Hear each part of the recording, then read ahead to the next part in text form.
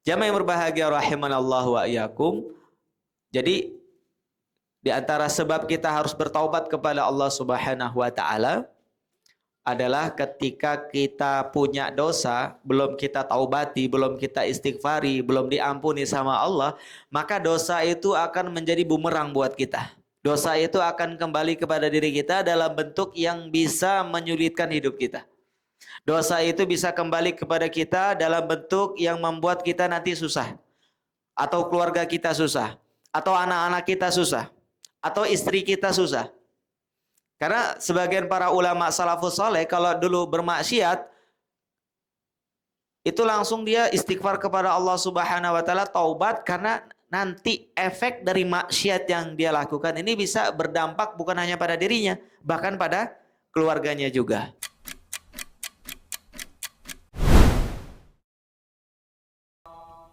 Hayya 'alas salat.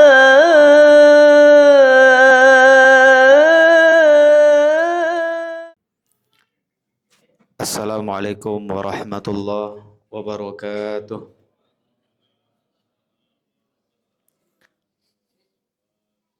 Alhamdulillah. Alhamdulillahi rabbil alamin. Wa bihi nasta'inu ala umuri dunya waddin. Wassalatu wassalamu ala asyrafil anbiya'i wal mursalin. Nabiyina Muhammadin wa ala alihi wa sahbihi ajma'in. Allahumma anfa'na bima 'allamtana wa 'allimna ma yanfa'una wa zidna 'ilma warzuqna fahma. Bismillahilladzi la yadurru ma'asmihi syai'un fil ardi wala fis sama' wa huwas sami'ul 'alim. Radina billahi rabba wa bil islami dina wa bi Muhammadin nabiyya wa rasulah. Rabbi zidna ilma warzuqna fahma. Alhamdulillah, bersyukur kepada Allah Subhanahu wa taala yang memberikan nikmat iman dan nikmat Islam, nikmat sehat walafiat kepada kita semua. Bersyukur kepada Allah yang telah memudahkan kita untuk melakukan salat maghrib secara berjamaah.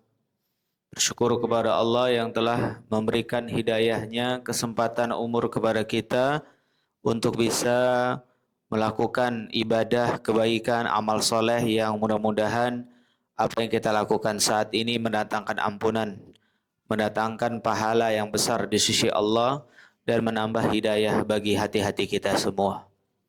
Karena pada hakikatnya ilmu yang dipelajari itu seperti air hujan yang membasahi bumi.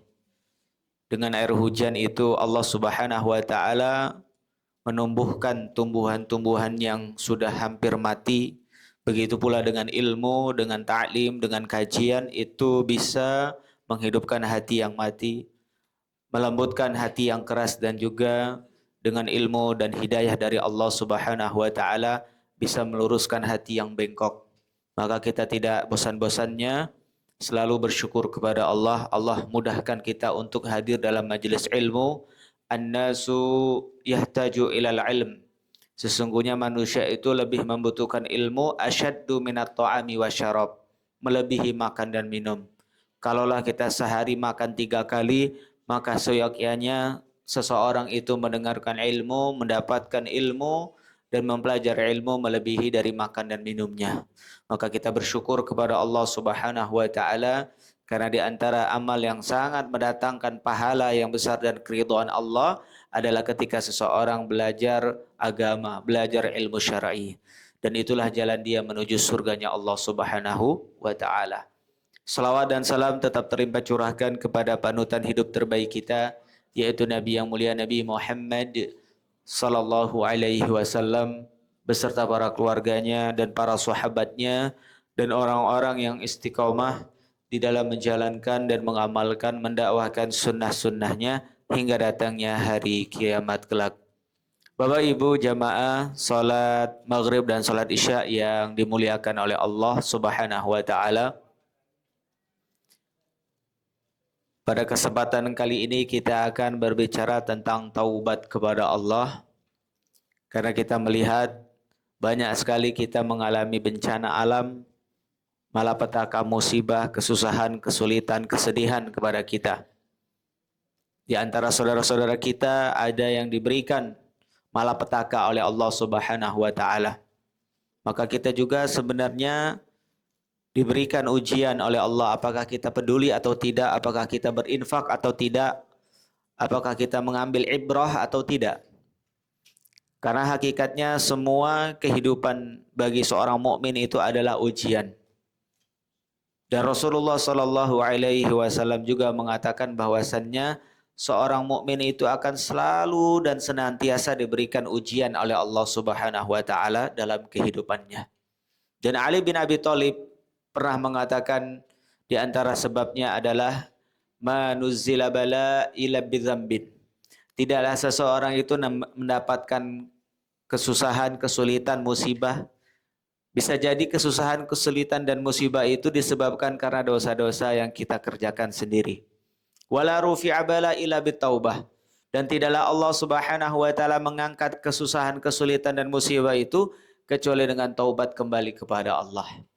Maka di antara urgensi pentingnya kita kembali kepada Allah, pentingnya kita bertobat kepada Allah Subhanahu wa taala adalah agar kita selalu selamat, agar kita selalu dapat lindungan, agar kita selalu diberkahi, dimudahkan dan dilancarkan semua aktivitas urusan kita, dan terutama adalah bagaimana keimanan kita, ketakwaan kita dan ibadah kita kepada Allah Subhanahu wa taala. Jamaah yang berbahagia rahimanallahu wa iyyakum, ada beberapa dalil dalam Al-Qur'an. Ini menjadi patokan pembuka kajian kita, bahwasannya Allah Subhanahu wa taala memerintahkan kepada kita, di antaranya adalah surat At-Tahrim ayat ke-8, di mana Allah Subhanahu wa taala berfirman, "Ya ayyuhalladzina amanu tubu ilallahi taubatan nasuha." Allah Subhanahu wa taala mengatakan, wahai orang-orang beriman, tubu ilallahi taubatan nasuha. Bertobatlah kalian kepada Allah dengan taubat yang sebenar-benarnya, taubatan nasuha. Di antara firman yang lain Allah Subhanahu wa taala menegaskan, ya ayyuhalladzina amanu tubu ilallah. Wa tubu ilallahi ayyuhal mu'minuna la'allakum tuflihun. Dalam surat An-Nur ayat ke-31. Allah Subhanahu wa taala kembali memerintahkan kita, dan bertobatlah kalian kepada Allah wahai orang-orang yang beriman, la'allakum tuflihun, agar kalian beruntung. Dan di antara firman lain Allah Subhanahu wa taala mengatakan dalam surat Hud ayat ke-3, wa anistaghfiru rabbakum. Dan mohon ampunlah kalian kepada Rabb kalian, kepada Tuhan kalian. Tsumma tubu ilaihi, dan bertobatlah kalian kepadanya. Dari 3 ayat ini, At-Tahrim ayat 8, surat Nur ayat 31 dan surat Hud ayat 3, ini 3 ayat sama-sama memerintahkan kita untuk bertobat. Sama-sama memerintahkan kita untuk kembali kepada Allah. Sama-sama memerintahkan kita untuk selalu memohon ampun kepada Allah Subhanahu wa taala. Kenapa? Karena kita, Pak, walaupun sudah ikut ta'lim puluhan tahun, walaupun kita sudah sholat berjamaah 5 waktu, walaupun kita sudah menghafal Al-Quran, kita manusia dan tidak mungkin lepas dari yang namanya kesalahan. Tidak mungkin di antara kita bisa bebas dari yang namanya kekhilafan. Tidak mungkin kita bisa bebas dari yang namanya maksiat. Karena maksiat sama manusia itu 2 hal yang melekat. Bahkan Rasulullah SAW bersabda dalam hadis riwayat Imam Muslim, kata Nabi SAW, laulam tuznibu, seandainya kalian tidak melakukan kesalahan, tidak melakukan maksiat, la zahaballahu bikum, maka Allah Subhanahu wa taala akan mengubah kalian, mengganti kalian, memusnahkan kalian. Wala ja'a biqaumin, kemudian nanti akan datang sebuah kaum, kata Allah, summa yuznibun, yang nanti mereka itu akan melakukan dosa dan maksiat, summa yastaghfirunallah, tetapi nanti orang yang maksiat itu, kaum yang berdosa itu akan memohon ampun kepada Allah, beristighfar kepada Allah, fayaghfaru lahum, dan Allah akan ampuni dosa-dosanya. Artinya manusia tidak ada yang bisa lepas dari dosa dan kesalahan Yang bisa maksum, yang bisa bebas dari maksiat hanyalah para nabi dan rasul. Hanyalah para nabi dan rasul. Kita semua tidak akan bisa lepas dari yang namanya kekalahan, dari yang namanya kemaksiatan, dari yang namanya kekhilafan, dari yang namanya kemaksiatan. Kita nggak bisa lari dari itu, Pak. Bahkan Nabi SAW katakan, ma min abdin walahu zambun. Dalam hadis riwayat Imam Muslim, tidaklah seorang hamba melainkan memiliki dosa. Tidaklah seorang manusia, seorang hamba melainkan memiliki dosa. Dan Rasulullah SAW juga katakan, kullu bani Adam khata'. Setiap manusia pasti melakukan kesalahan, kata Nabi. Wa khairul khatta'in at-tawwabun. Tetapi sebaik-baiknya pendosa, sebaik-baiknya orang yang maksiat, yang melakukan kesalahan adalah mereka yang selalu kembali kepada Allah. Mereka yang selalu bertaubat kepada Allah. Mereka yang selalu beristighfar kepada Allah Subhanahu wa ta'ala. Maka jamaah yang berbahagia rahimanallahu wa iyyakum, kita penting membahas taubat. Kita penting untuk kembali kepada Allah. Kita harus betul-betul mengingat Allah Subhanahu wa taala karena kita ini adalah makhluk yang begitu lemah. Kita adalah makhluk yang begitu fakir. Kita adalah makhluk yang selalu berbuat salah. Bahkan dalam surat Al-Qur'an, ya, di dalam surat Al-Ahzab ayat 72, Allah mensifati manusia itu innahu kana zoluman jahula. Pada umumnya manusia itu sukanya menzolimi diri mereka sendiri dengan dosanya, dengan kemaksiatannya, dengan kekhilafannya. Jahula. Kemudian pada umumnya manusia itu sudah zolim, jahil lagi, bodoh. Nah, itulah sifat kita. Ayat ini menunjukkan tabiat manusia secara umum. Dan Allah Subhanahu wa taala tetap Dia memberikan kesempatan kita untuk bertobat kepada Allah, untuk kembali kepadanya, untuk memohon ampun kepadanya. Kalau kita tidak ada yang dosa, Pak, Allah nggak ada sifat ghafurnya nanti. Karena ada sifat ghafur yang maha pengampun, sehingga kita memang ditakdirkan oleh Allah Subhanahu wa taala penuh dengan kelemahan dan kesalahan. Sehingga Allah Subhanahu wa taala memunculkan sifat maha pengampunnya itu ketika kita memang sudah banyak kesalahannya, sudah banyak kekhilafannya. Maka jamaah yang berbahagia rahimanallahu wa iyyakum, itu adalah sesuatu yang pasti ya Pak ya. Jadi Allah memerintahkan kita taubat dalam beberapa ayat-ayat Al-Qur'an. Tetapi Rasulullah SAW dalam beberapa hadis mengatakan bahwasannya manusia itu tidak ada yang lepas dari yang namanya kesalahan. Kita semua pasti punya dosa. Maka jemaah yang berbahagia rahimanallahu wa iyyakum, di antara dampak ketika kita bertaubat kepada Allah, di antara akibat kita bertaubat kepada Allah Subhanahu wa taala, ataupun di antara hal yang akan Allah berikan kepada kita ketika kita kembali kepada Allah Subhanahu wa taala, kembali lagi ke surah At-Tahrim ayat ke-8 tadi. Asa rabbukum ayyukaffiru ankum sayyiatikum. Allah akan ampuni semua dosa-dosa kita. Allah akan ampuni semua kesalahan-kesalahan kita. Allah akan ampuni semua kemaksiatan-maksiat yang pernah kita lakukan, baik dulu ataupun yang baru kita lakukan. Baik yang kecil ataupun yang besar, yang nampak ataupun yang tersembunyi, Allah akan ampuni semuanya dengan taubatan nasuha yang kita lakukan. Sudah mendapatkan ampunan, wa yudkhilakum jannat. Kemudian Allah memasukkan kita dengan rahmatnya ke dalam surga yang penuh dengan kenikmatan. Makanya Pak, surga itu Allah akan berikan kepada hambanya yang selalu bertaubat kepada Allah, yang selalu kembali kepada Allah. Kalau kita belum dicuci dosa-dosanya, di akhirat dibakar dulu dalam api neraka. Dan api neraka itu menjadi sebab dosa-dosa seseorang yang banyak maksiat itu bisa terampuni kalau dia tidak dapat syafaat ya. Kalau tidak dapat syafaat dari Nabi, karena syafaati li ahlil kabair, syafaatku akan diberikan kepada umatku yang melakukan dosa-dosa besar, yang belum mendapatkan ampunan ketika dia wafat, atau tidak mendapatkan syafaat dari temannya, dari anaknya, dari amal-amal solehnya, maka dia dicuci dulu di dalam neraka dengan dosa-dosanya sampai bersih, kemudian Allah keluarkan dia dari neraka selama dia tidak terjatuh pada kesyirikan besar, tidak menyekutukan Allah Subhanahu wa taala. Maka jamaah yang berbahagia rahimanallahu wa iyyakum, setelah diampuni dosa-dosanya, Allah masukkan seseorang yang bertaubat ke dalam surga yang penuh dengan kenikmatan dengan rahmatnya, dan dia dijadikan orang-orang yang mendapatkan pahala ganjaran yang begitu besar di sisi Allah dengan taubatan nasuha. Tapi pertanyaannya jamaah yang berbahagia rahimanallahu wa iyyakum, apa itu taubat nasuha? Apa itu taubat nasuha? Karena banyak di antara kita yang bertobat tapi tobatnya tobat sambel ya Pak ya. Tahu tobat sambel nggak Bu? Tobat sambel itu gimana Bu? Hari ini kita makan sambal. Di sini yang pecel lele yang paling pedas ada nggak Pak?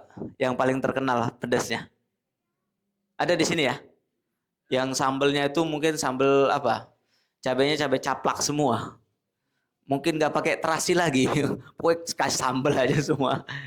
Ya, sambel apa? Cabai caplak. Yang paling pedas itu ya. Kita makan dengan ayam goreng, kita makan pakai sambal itu yang paling pedas. Kita tobat-tobat gitu. Tobat-tobat. Gak akan lagi ini. Pedas bener luar biasa. Ini level 10 kalau pedasnya itu mungkin dikatakan level 10. Ya. Tapi besok kita balik lagi 3 hari. Habis kepedesan hari ini kepedesan. Nanti 3 hari lagi kita pengen lagi Pak. Kalau nggak ada sambal kita cari-cari malah. Nah orang yang bermaksiat kepada Allah, kemudian dia taubat tapi taubatnya diremehkan. Nah itu seperti orang yang taubatnya taubat sambal. Karena perintah Allah tadi taubatan nasuha. Bertobatlah kepada Allah dengan taubatan nasuha. Dengan taubat nasuha. Dengan taubat yang sebenar-benarnya. Dan taubat nasuha itu kata Umar Ibn Khattab itu seperti orang yang dia minum sesuatu, kemudian yang memuntahkannya kembali, kemudian muntahan itu tidak akan masuk lagi ke dalam dirinya. Gak mungkin, jadi kalau orang sudah mengeluarkan dari mulutnya sesuatu muntahan, tidak mungkin orang itu akan mengambil muntahannya untuk dimasukkan ke dalam perutnya kembali. Atau kata Hasan Al-Basri, taubat nasuha itu disebut dengan an-nadamah. An-nadamah itu apa? An-nadamah itu artinya penyesalan. Artinya penyesalan yang amat dalam di dalam hatinya. Jadi orang yang taubat tapi nggak nyesal itu belum taubat, Pak. Orang yang bermaksiat kemudian ketangkep dengan maksiatnya, berhenti dari maksiatnya karena kesempatannya hilang.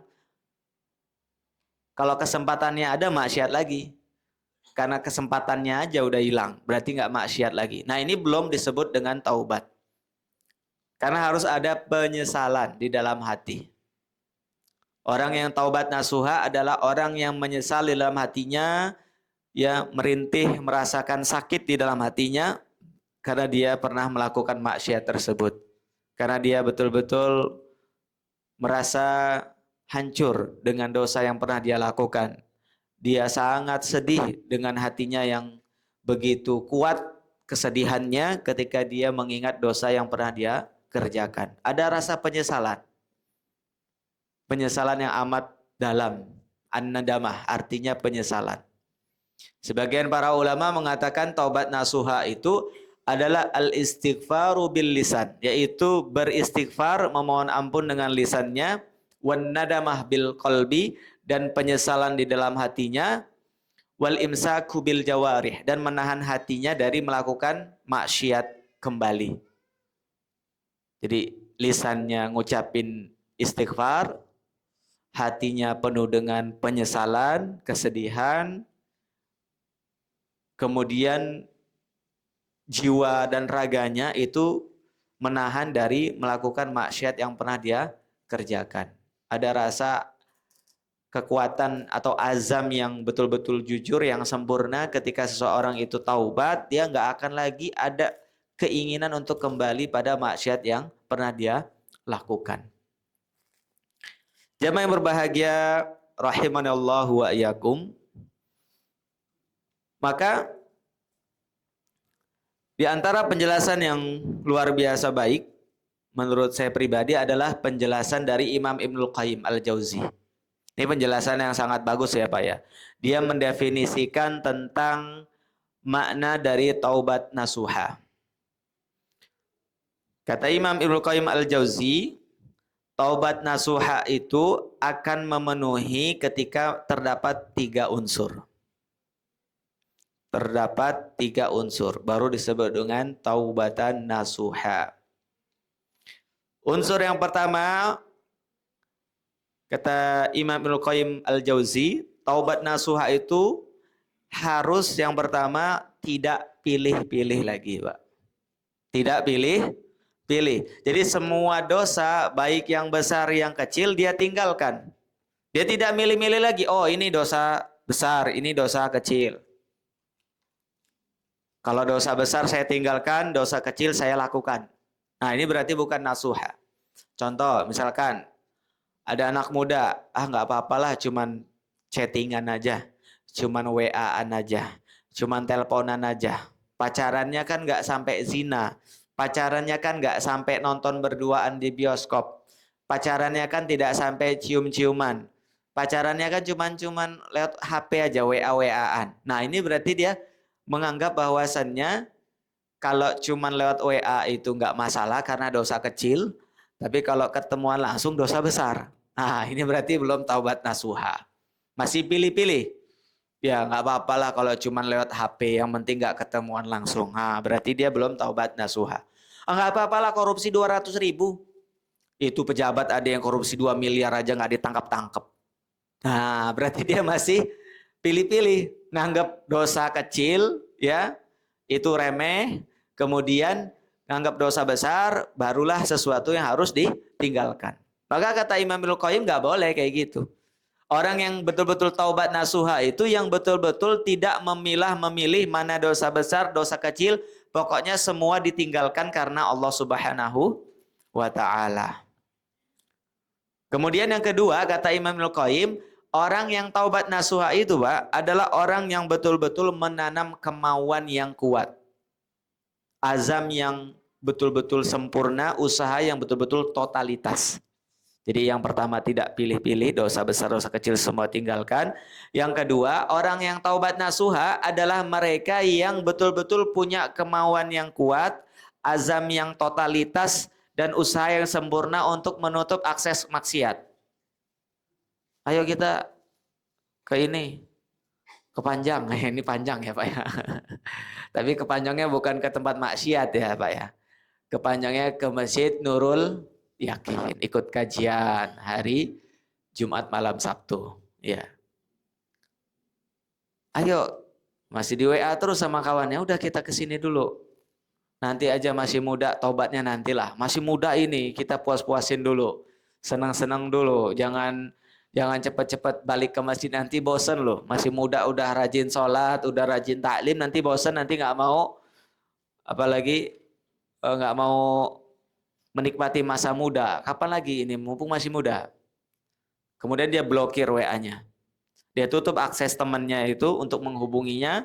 Nah itu berarti dia taubat nasuha. Betul-betul menanam kemauan yang kuat, usaha yang totalitas, dan azam yang sempurna untuk berhenti dan menutup jalan dari maksiat-maksiat yang bisa dia kerjakan kembali.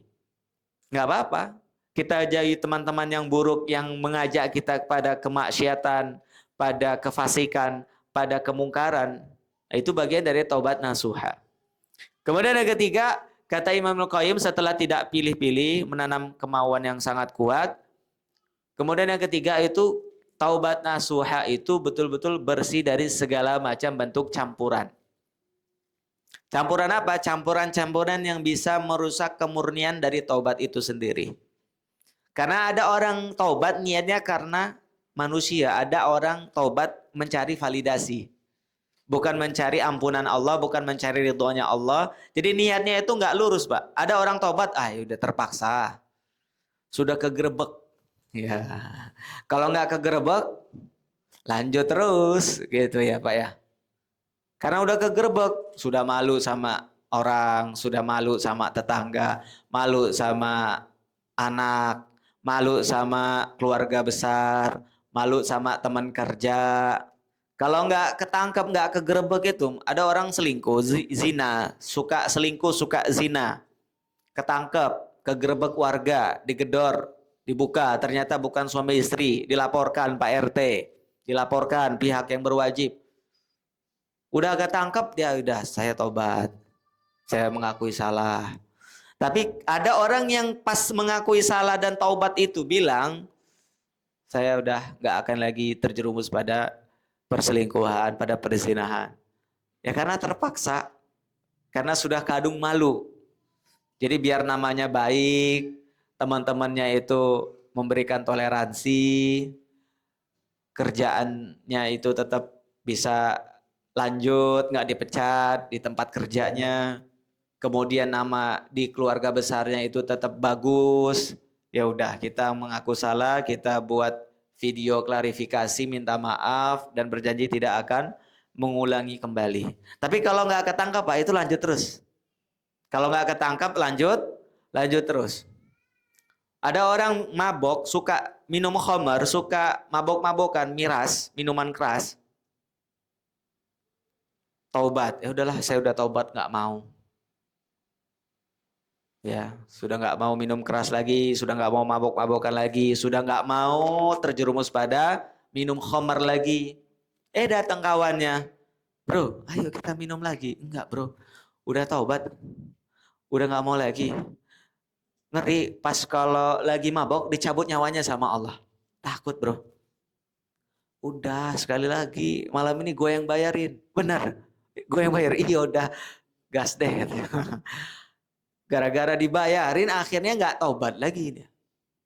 Ya karena kenapa? Karena niatnya itu belum betul-betul mencari ampunan Allah, belum betul-betul mencari ridhonya Allah Subhanahu wa taala. Sehingga taubatnya itu bukan karena Allah tetapi karena manusia. Ada orang taubat nggak minum keras gara-gara nggak punya duit. Pas dibayarin baru dia mau minum keras lagi. Allahul musta'an. Jamaah yang berbahagia rahimanallahu wa iyyakum. Ada juga orang taubat itu Pak, niatnya ya karena udah nggak pantas katanya. Ada orang taubat tuh gini, udahlah udah semua dicobain.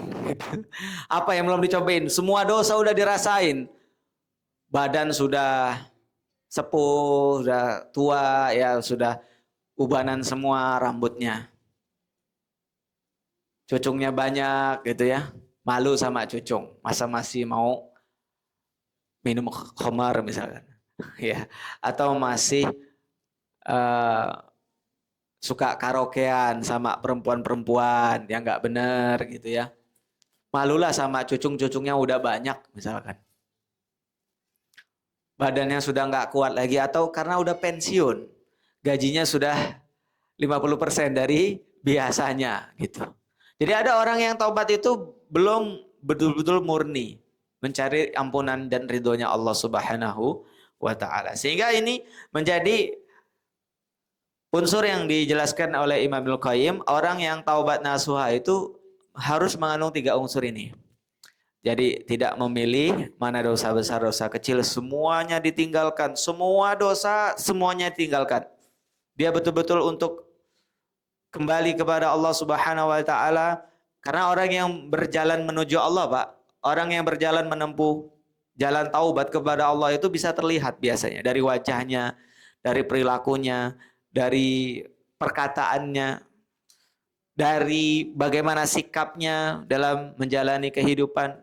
Terlihat orang yang betul-betul sudah jalan menuju pintu taubat kepada Allah Subhanahu wa taala. Jadi tidak memilih-milih lagi mana dosa besar, dosa kecil, semua ditinggalkan.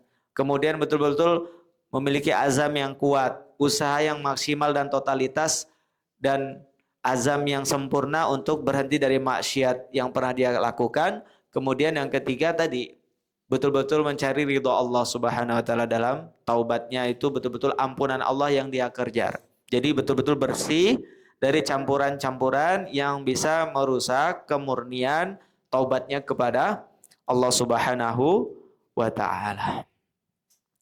Jamaah yang berbahagia rahimanallahu wa iyyakum.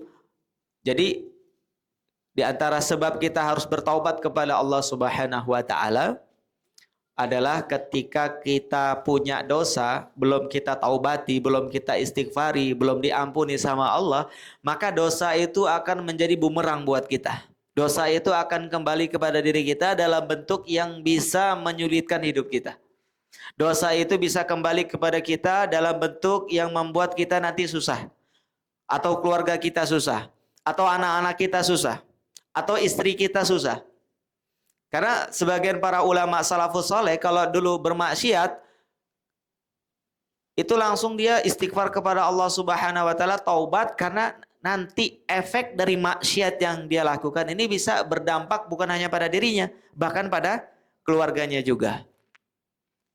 Sehingga para ulama salafus soleh terdahulu bagaimana ketika melihat tunggangannya itu bermasalah, penyakitan, dia langsung astagfirullahaladzim. Dosa apa yang aku perbuat ya? Ketika sendalnya putus, orang-orang soleh terdahulu langsung istighfar, astagfirullahaladzim. Maksiat apa yang baru aku lakukan sehingga sendal ini putus? Ketika istrinya membangkang, mengangkat suara di hadapan suaminya, astagfirullahaladzim. Mungkin habis bermaksiat, habis buat dosa sama yang lain. Sehingga efek dari dosa ini menjadikan istri saya membangkang kepada saya, mengangkat suara kepada saya, merendahkan saya. Jadi Allah tuh sebenarnya maha baik, Pak, bagi orang beriman itu.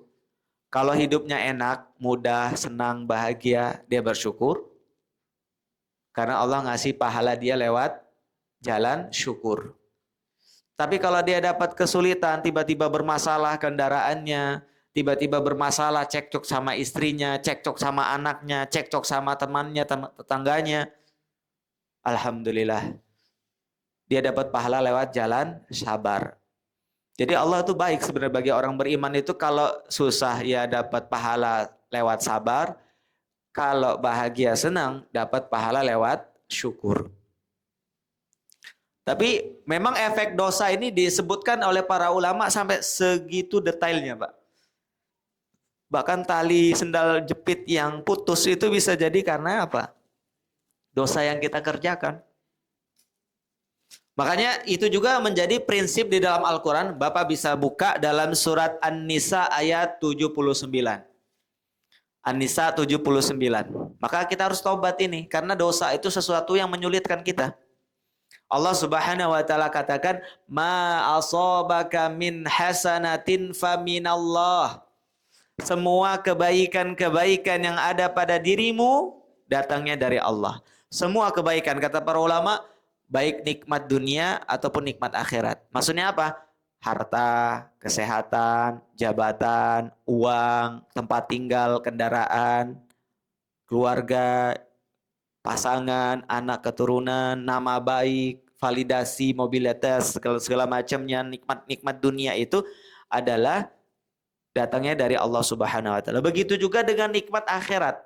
Jadi nikmat akhirat kita bisa ikut kajian, bisa sholat 5 waktu berjamaah di masjid bagi laki-laki, yang ibu-ibu bisa ikut taklim, bisa mengenal sunnah, bisa mempelajari Al-Quran dan hadis-hadis Rasulullah SAW, bisa sholat malam, bisa sholat duha, bisa puasa sunnah, bisa zikir pagi dan petang, bisa baca Quran 1 hari 1 juz. Faminallah. Semua kebaikan akhirat itu juga datangnya dari Allah. Dan itu dijelaskan para ulama, maksudnya semua baik untuk nikmat dunia ataupun baik nikmat akhirat, faminallah. Semua datangnya dari Allah. Jadi ma asabaka min hasanatin faminallah, semua kebaikan yang ada pada dirimu datangnya dari Allah, wa ma asabaka min sayyi'atin famin nafsik. Tetapi semua keburukan yang menimpamu karena ulah dirimu sendiri. An-Nisa ayat 79. Jadi jangan buru-buru marah-marah sama istrinya. Jangan buru-buru marah sama orang lain, jangan buru-buru marah untuk memaki, mencaci keadaan.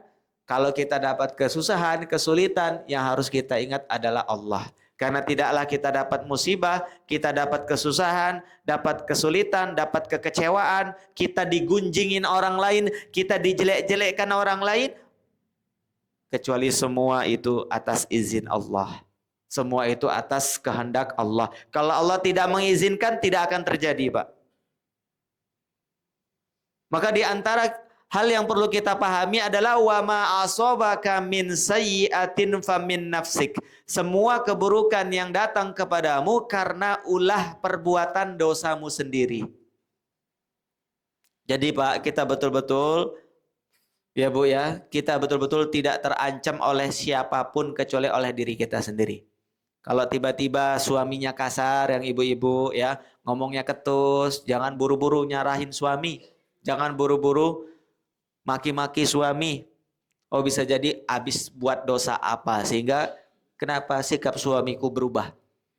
Karena kita betul-betul tidak merasa dirugikan oleh siapapun kecuali oleh dosa kita sendiri. Tidak ada yang paling bahaya dalam hidup kita kecuali maksiat dan dosa yang belum kita istighfari, yang belum kita taubati kepada Allah. Tidak ada sesuatu yang paling membahayakan kecuali diri kita sendiri, sehingga kita tidak terancam oleh siapapun. Kalau orang lain menzalimi kita, itu juga atas izin Allah Subhanahu wa taala. Bisa jadi Allah kasih pahala sabar, bisa jadi Allah kasih pahala derajat kita yang tinggi di dalam surga. Bisa jadi Allah akan ampuni dosa-dosa kita. Bisa jadi pahala ibadah kita biasa aja dengan musibah itu Allah akan angkat derajat kita, masukkan kita ke dalam surga seperti jalan tol, lebih cepat masuknya. Nah, kita harus terancam dengan apa? Dengan diri kita sendiri, Pak. Dengan maksiat kita, dengan kesalahan kita yang belum kita taubati, yang belum kita istighfari. Sehingga ini sesuatu yang memberatkan dalam hidup kita. Dan kembali ke dalam surat Al-Isra ayat 7, Allah Subhanahu wa taala katakan, in ahsantum li anfusikum. Kalau kamu berbuat baik, maka kebaikan itu akan kembali kepada dirimu sendiri. Kamu melakukan amal soleh itu akan berdampak pada dirimu sendiri. Kalau kamu berinfak, maka infak itu akan balik kepada dirimu sendiri. Kalau kamu sholat, kamu zikir, kamu memaafkan orang lain, kamu berbuat baik, maka semua amal-amal soleh itu akan kembali kepada dirimu sendiri. Yang diuntungkan diri sendiri, Pak. In ahsantum li anfusikum. Prinsipnya semua kebaikan akan datang kepada diri kita sendiri. Wa in asatum falaha. Tetapi semua keburukan akan kembali pada diri sendiri juga. Tidak ada yang dirugikan kecuali diri sendiri. Maka kita harus bertaubat kepada Allah. Kita harus kembali kepada Allah. Kita harus memohon ampun kepada Allah. Kita harus beristighfar kepada Allah Subhanahu wa taala. Karena dampak dosa dan maksiat itu sangat-sangat membahayakan bagi seorang mukmin. Kenapa seseorang itu susah diajak kajian, susah diajak sholat berjamaah di masjid, susah merasakan khusyuk dalam mengerjakan sholatnya, susah merasakan nikmat dalam tilawah Al-Qur'annya, susah bangun di sepertiga malamnya, susah untuk bisa bermunajat kepada Allah, merasakan lezat dalam zikir pagi dan petangnya. Bisa jadi kata para ulama adalah dosa-dosa yang dia kerjakan. Ini menjadi penghalang dia dari ibadah kepada Allah Subhanahu wa taala. Kenapa orang itu hatinya keras, dinasihati susah, sama orang tua ngelawan, sama suami sama istri kok bentak-bentak, sama anak-anak itu agak galak. Itu bisa jadi karena dosa kita, Pak. Yang belum kita taubati, yang belum kita istighfari, yang belum kita sadari. Karena kita banyak yang merasa nggak salah, merasa benar terus. Benar itu baik, Pak. Benar itu harus, tapi merasa paling benar juga nggak baik. Berbuat baik itu harus, wajib hukumnya berbuat baik. Tapi merasa paling baik itu juga bahaya. Sehingga lihatlah bagaimana ketika Nabiullah Yunus alaihissalam mengatakan la ilaha illa anta subhanaka inni kuntu minaz zalimin. La ilaha illa anta subhanaka. Tiada Tuhan yang berhak diibadahi dengan benar kecuali Engkau ya Allah. Maha suci Engkau ya Allah. Inni kuntu minaz zalimin. Aku yang salah ya Allah. Aku yang zalim. Dia nggak nyalahin kaumnya. Ya, ada ribuan kaumnya itu di tempat beliau dakwah. Bertahun-tahun Nabi Yunus berdakwah. Kok nggak diterima-terima dakwahnya. Belum ada yang beriman. Saking keselnya udah tinggalin aja lah. Dia nggak nyalin. Kaum dasar nih. Kaum kurang ajar. Capek-capek saya dakwah pagi, siang, sore, malam. Nggak ada yang mau ngikut. Nggak ada yang mau nerima dakwahnya. Nggak nyalahin kaumnya, Pak. Nabi Yunus alaihissalam tidak menyalahkan, gara-gara kaum saya nih. Akhirnya saya dimakan sama ikan paus nih. Susah, terhimpit. nggak ada makanan, nggak ada HP, mau ngubungin siapa? Zaman dulu belum ada Android, Pak. Nggak nyalahin kaumnya. Nabi Yunus hanya mengatakan, La ilaha illa anta subhanaka inni kuntu minaz zalimin. Salahkan diri kita, Pak. Ketika kita dapat kesulitan, salahkan diri kita. Jangan langsung menyalahkan orang lain. Orang lain itu tidak akan membuat kita menjadi orang yang mendapat mudarat kecuali dengan izin Allah. Salahkan diri kita. Ucapkanlah la ilaha illa anta subhanaka inni kuntu minaz zalimin. Sebagaimana ucapan Nabiullah Yunus alaihissalam. Fi zulumatin salas. Dia dalam 3 kegelapan. Gelapnya di malam hari, gelapnya di dasar laut, gelapnya di perut ikan. Dia tidak nyalahin orang-orang yang di atas kapal yang gara-gara dibuang sama orang-orang yang di atas kapal itu. Dia tinggalkan kaumnya, belum ada yang beriman. Dia masuk ke kapal. Di kapal itu hampir tenggelam, diundi namanya. Ayo, berapa? 10 orang ini harus di kapal ini harus ada yang dibuang 1. Diundi namanya, yang keluar Nabi Yunus. Oh, mungkin salah. Ini kan Nabi, ini Rasul. Jangan kita kualat nanti. Nggak sopan nih. Ini kan pembawa agama Allah ini. Coba dikosok lagi yang kedua. Diundi lagi. Keluar lagi nama Nabi Yunus alaihissalam. Sampai 10 kali Nabi Yunus terus. Akhirnya dilempar ke dalam lautan. Dimakan. Ditelan. Bukan dimakan. Ditelan sama ikan paus. Dia juga nggak mengatakan. Ini gara-gara teman saya nih di kapal nih kurang ajar nih. Saya Rasul, saya Nabi. Kok dilempar keluar dari kapal ini? Gak nyalain, dia hanya mengatakan inni kuntu minaz zalimin setelah memuji Allah, setelah mentauhidkan Allah dengan kalimat tauhid, la ilaha illa ant, subhanak, maha suci engkau, bertasbih kepada Allah, tahlil, tasbih. Jazakallah khair.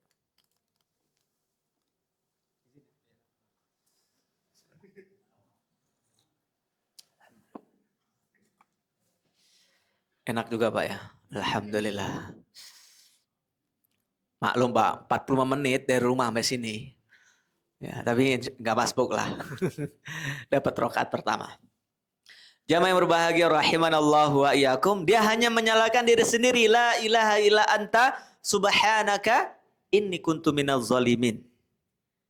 Sehingga Allah Subhanahu wa taala selamatkan dia, ya. Allah berikan dia hidayah. Allah jaga Nabi Yunus alaihissalam dan masih sehat walaupun dalam keadaan sakit.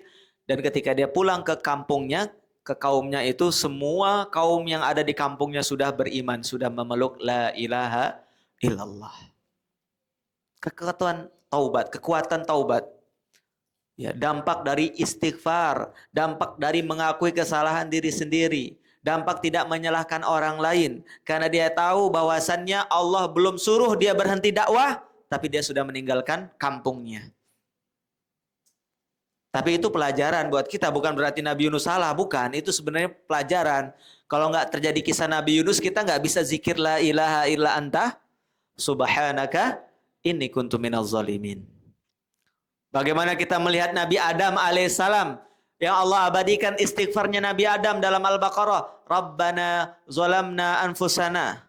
Dalam surat apa itu? Bukan Al-Baqarah. Mohon maaf. Rabbana zalamna anfusana. Ya Allah, ya Rabb kami telah menzolimi diri kami. Dia tidak mengatakan nih zolim nih, iblis nih kurang ajar, kena tipu gue.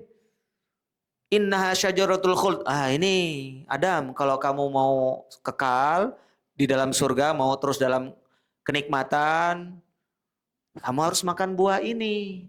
Ini buah kalau kamu makan, innaha syajaratul khuld, bisa mengekalkan kamu di dalam surga ini, kamu nikmat terus hidupnya. Saya ini sedih Adam, buka. Ya, namanya tipuan ya. Saya ini sedih Adam, kamu ini gak bisa kekal di dalam surga. Saya ini sedih, saya ini gak mau kamu ini susah. Saya ini gak mau kamu ini sulit.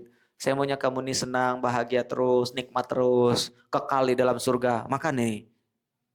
Makanya orang sebut buah khuldi. Padahal Allah gak pernah nyebut buat khuldi. Khuldi itu dari kata kholada, artinya kekal. Itulah perkataan iblis.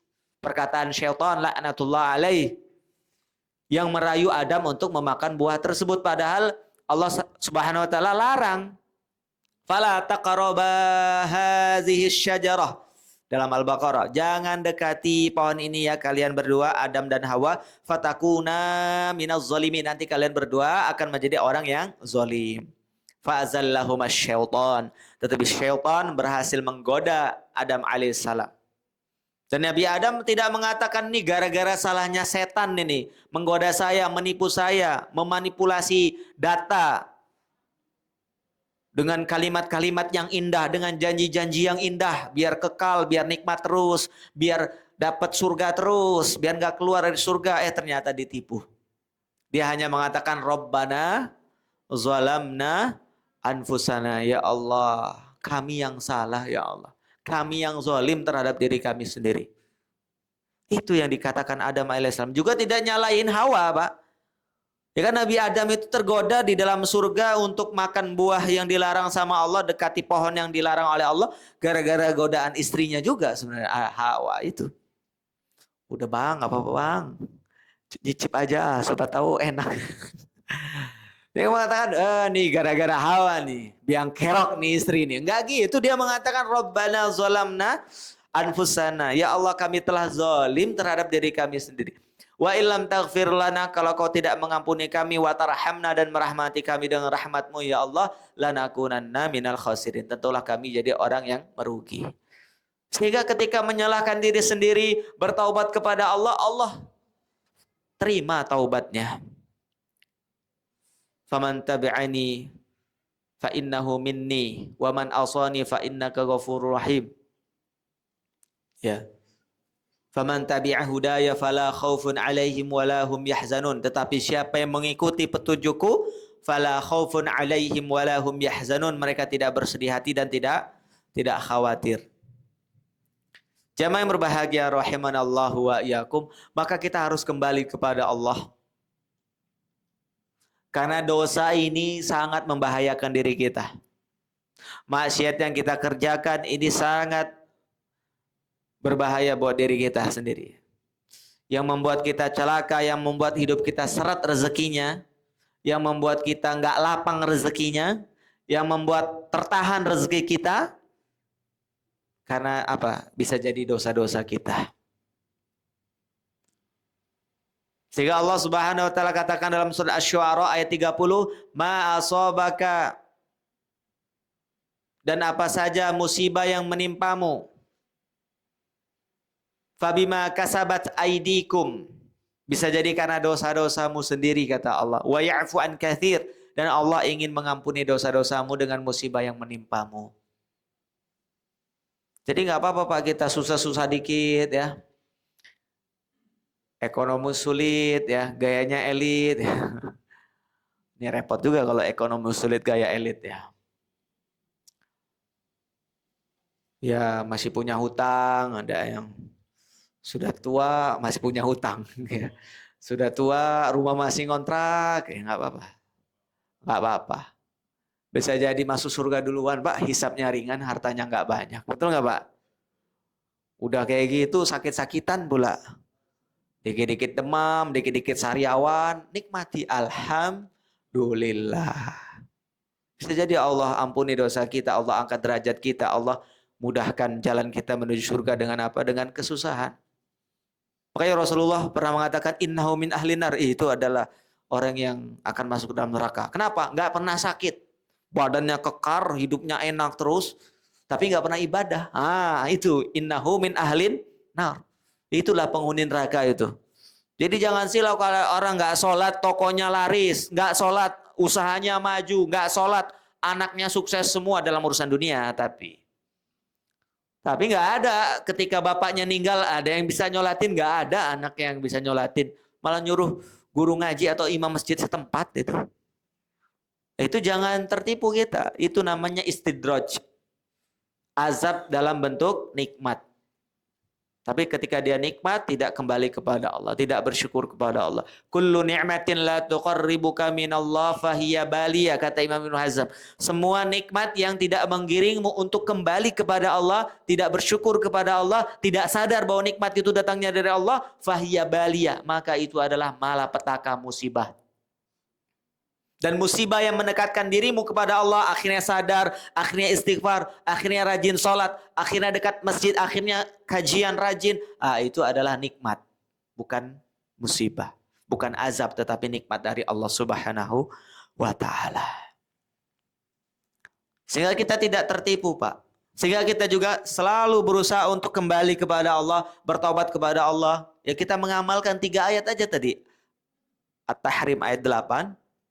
Ya ayyuhalladzina amanu tubu ilallahi taubatan nasuha. Wahai orang-orang beriman, bertobatlah kalian kepada Allah dengan taubatan nasuha. Kemudian yang kedua, An-Nur ayat 31.